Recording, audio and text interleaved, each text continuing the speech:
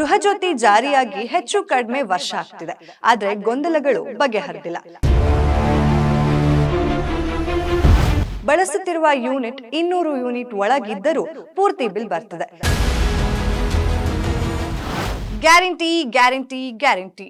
ಇದು guarantee news. ಸುದ್ದಿ ಖಚಿತ, ನ್ಯಾಯ ನಿಶ್ಚಿತ. ನಾನು ಚಂದನ. ಗೃಹಜ್ಯೋತಿ ಜಾರಿಯಾಗಿ ಹೆಚ್ಚು ಕಡಿಮೆ ವರ್ಷ ಆಗ್ತಿದೆ. ಆದ್ರೆ ಗೊಂದಲಗಳು ಬಗೆಹರಿದಿಲ್ಲ. ಎಷ್ಟೋ ಜನರಿಗೆ ಬಿಲ್ 0 ಬರ್ತಿಲ್ಲ. ಬಳಸುತ್ತಿರುವ ಯೂನಿಟ್ 200 ಯೂನಿಟ್ ಒಳಗಿದ್ದರೂ ಪೂರ್ತಿ ಬಿಲ್ ಬರ್ತಿದೆ. ವಿದ್ಯುತ್ ಬಳಕೆ 150 ಯೂನಿಟ್ ಒಳಗಿದ್ದರೂ ಕೆಲವರಿಗೆ ಬಿಲ್ ಬರ್ತಿದೆ. ಹೀಗೆ ಹಲವು ಗೊಂದಲಗಳಿವೆ.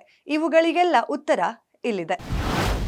200 ಯೂನಿಟ್ಗಿಂತ ಸ್ವಲ್ಪ ಹೆಚ್ಚು ಬಂದಿದ್ದರೆ ಏನ್ ಮಾಡಬೇಕು ಅಂದ್ರೆ 00 ಯೂನಿಟ್ ನಂತರ 200.1 200.2 ಬಂದರೂ ಕೂಡ ಪ್ಯೂರಿಟಿನಲ್ಲಿ ಆಟೋಮ್ಯಾಟಿಕ್ ಆಗಿ ಅದು 200 ಯೂನಿಟ್ ದಾಟಿದೆ ಎಂದೇ ಪರಿಗಣಿಸುತ್ತದೆ. ಹಾಗಾಗಿ ಎಲ್ಲರೂ ಅರ್ಥ ಮಾಡಿಕೊಳ್ಳಬೇಕಾದ ವಿಚಾರವೇನೆಂದರೆ 200 ಯೂನಿಟ್ ಎಂದರೆ ಅದನ್ನು 199 ಯೂನಿಟ್ ಎಂದು ಅರ್ಥೈಸಿಕೊಂಡು ಅಷ್ಟರೊಳಗೆ ಯೂನಿಟ್ಗಳನ್ನು ಎಚ್ಚರಿಕೆಯಿಂದ ಬಳಸಬೇಕು. ಸರಾಸರಿಗಿಂತ ಸ್ವಲ್ಪ ಹೆಚ್ಚು ಬಳಕೆಯಾಗಿದ್ದರೂ ಕೂಡ ಮನೆಗೆ ಹೊಸ ಫ್ರಿಡ್ಜ್ ಅಥವಾ ಟಿವಿ, ಮಿಕ್ಸರ್, ಗ್ರೈಂಡರ್ ಇತ್ಯಾದಿ ಬಂದರೆ ಸಹಜವಾಗಿ ವಿದ್ಯುತ್ ಬಳಕೆ ಏರಿಕೆಯಾಗುತ್ತದೆ. ಆಗಲೂ ಕೂಡ ಹೆಚ್ಚುವರಿ ವಿದ್ಯುತ್ ಬಿಲ್ ಕಟ್ಟಲೇಬೇಕು. ಸರಾಸರಿ ಎಂದು ಫಿಕ್ಸ್ ಆಗುವುದು ವರ್ಷಕ್ಕೆ. ಈಗ ಇರುವ ಸರಾಸರಿ ವಿದ್ಯುತ್ ಬಳಕೆ ಹಿಂದಿನ ವರ್ಷದ್ದು.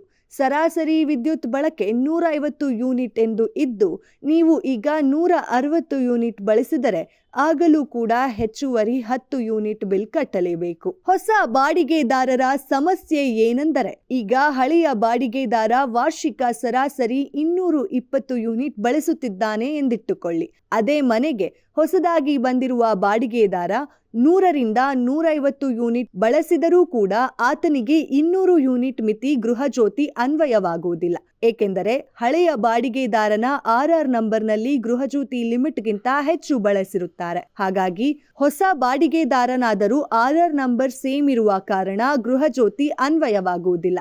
ಬದಲಿಗೆ ಹೊಸದಾಗಿ ಬಂದ ಬಾಡಿಗೆದಾರ 1 ವರ್ಷ ಬಳಸಿದ ನಂತರ ಆ ಮನೆಯ ವಿದ್ಯುತ್ ಬಳಕೆ ಸರಾಸರಿ 200 ಯೂನಿಟ್ ಒಳಗೆ ಬಂದ್ರೆ ಆಗ ಗೃಹಜ್ಯೋತಿ ಅನ್ವಯವಾಗುತ್ತದೆ. ಹೊಸ ಬಾಡಿಗೆದಾರರು ಏನ್ ಮಾಡಬೇಕು? ಬಾಡಿಗೆದಾರರು ಮನೆಯನ್ನು ಬಿಡುವಾಗ ತಮ್ಮನ್ನು ಗೃಹಜ್ಯೋತಿ ಯೋಜನೆಯಿಂದ ಕೈ ಬಿಡಬೇಕು ಎಂದು ಬೆಸ್ಕಾಂಗೆ ಅರ್ಜಿ ಸಲ್ಲಿಸಬೇಕು. ಅದರಲ್ಲಿ ಗೃಹಜ್ಯೋತಿಯ ಲಾಭ ಪಡೆಯುತ್ತಿದ್ದ ಮನೆಯ RR ನಂಬರ್, ಆಧಾರ್ ಸಂಖ್ಯೆ ಮತ್ತಿತರ ವಿವರಗಳನ್ನು ನೀಡಬೇಕು. ಆಗ ಆ RR ನಂಬರ್ಗೆ ಅವರ ಆಧಾರ್ ಸಂಖ್ಯೆಯನ್ನು ನಿಷ್ಕ್ರಿಯಗೊಳಿಸಲಾಗುತ್ತದೆ. ಅಂದರೆ ಡಿಲಿಂಕ್ ಮಾಡುತ್ತಾರೆ. ಅವರು ಬೇರೆ ಮನೆಗೆ ಹೋದಾಗ ಅಲ್ಲಿನ RR ನಂಬರ್ನಲ್ಲಿ ತಮಗೆ ಗೃಹಜ್ಯೋತಿ ಯೋಜನೆಗೆ ಪರಿಣಿಸಬೇಕೆಂದು ಅಲ್ಲಿನ ಬೆಸ್ಕಾಂ ಕಚೇರಿಯಲ್ಲಿ ಅರ್ಜಿ ಸಲ್ಲಿಸಬೇಕು. ಆಗ ಹೊಸ RR ಸಂಖ್ಯೆಗೆ ನಿಮ್ಮನ್ನು ಪರಿಗಣಿಸಲಾಗುತ್ತದೆ. ಅದರ ಜೊತೆಯಲ್ಲೇ ಆ RR ಸಂಖ್ಯೆಯಲ್ಲಿ ಮೊದಲು ಇದ್ದ ಬಾಡಿಗೆದಾರರು ತಮ್ಮ ಗೃಹಜ್ಯೋತಿ ಸೌಲಭ್ಯವನ್ನು ನಿಷ್ಕ್ರಿಯಗೊಳಿಸಿದ್ದನ್ನು ಸಹ ಖಾತ್ರಿ ಮಾಡಿಕೊಳ್ಬೇಕು. ಅಕಸ್ಮಾತ್ ಡಿಲಿಂಕ್ ಆಗದಿದ್ದರೆ ಆಧಾರ್ ನಂಬರ್ ಇರುವ ಕಾರಣ ಗೃಹಜ್ಯೋತಿ ಸಿಕ್ಕುವುದಿಲ್ಲ. ಹೊಸ ಮನೆಯಲ್ಲಿ ಹಳೆಯ ಬಾಡಿಗೆದಾರರ ವಾರ್ಷಿಕ ಸರಾಸರಿ ಆಧರಿಸಿ ಗೃಹಜ್ಯೋತಿ ಯೋಜನೆಗೆ ಅನ್ವಯವಾಗುತ್ತದೆ. ನೋಡಿದ್ರಲ್ಲ, ಗೃಹಜ್ಯೋತಿ ಗೊಂದಲಗಳಿಗೆ ಈಗ ಪರಿಹಾರ ಸಿಕ್ಕಿದೆ ಅಂತ ಹೇಳ್ತಾ ನಿಮಗೆ ಇದರ ಕಂಪ್ಲೀಟ್ ಮಾಹಿತಿನ ಈ ವಿಡಿಯೋದಲ್ಲಿ ತಿಳಿಸ್ಕೊಟ್ಟಿದ್ದೀವಿ. ಇದಾಗಿತ್ತು ಇವತ್ತಿನ ಸ್ಪೆಷಲ್ ಸ್ಟೋರಿ. ನೋಡ್ತಾ ಇರಿ ಗ್ಯಾರಂಟಿ ನ್ಯೂಸ್.